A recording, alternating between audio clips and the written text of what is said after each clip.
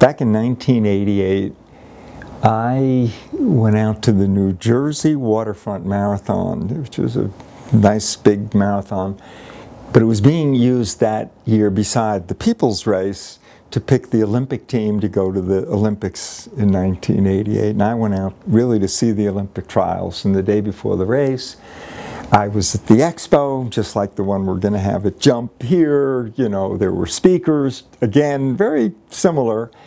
And I was just kind of there, and I was at the Runner's World booth, and this strikingly beautiful woman came by, and I looked at her, and she kept walking, and I followed her, started talking to her. And she told me she was going to run her first marathon the next day, and I said, "What do you hope to do?" She said, like all runners, she said, "To finish." And but then she added, "But you know, I'd like to come back then and run the New York Marathon in the fall, and I'd like to be able to qualify for Boston."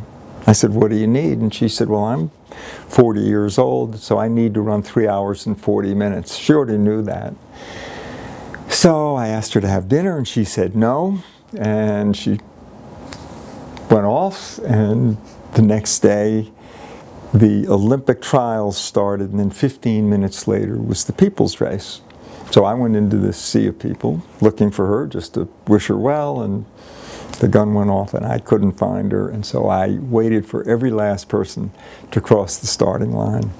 And then I started jogging, looking to my left, looking to my right, and jogging, and I didn't find her. And finally, 5 miles, I saw her up ahead of me.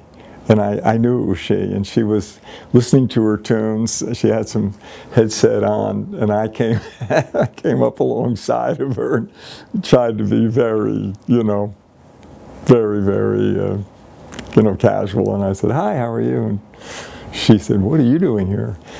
And I said, "Well, I was looking for you, actually." And so we started running and talking and running and talking. She kept saying, "How are you going to get back?" I mean, that was always Shay. She was always worrying about someone. And the more we talked, I told her I hadn't run a marathon for almost 5 years at that point. And I said, "Oh, I can hitchhike. Don't worry. I'll stay with you a little longer." Well, 3 hours and 37 minutes, and 1 second later, she finished the New Jersey Marathon. And I, of course, had no number or anything, so I stepped aside at the finish line. We actually didn't get together for quite a while. I mean, she never got out of my head, as you can imagine. But so she had been briefly living in New Jersey, and then came back to Boise, and so it was a while till, you know, this whole thing happened. But I never forgot her after that at all, not for a day.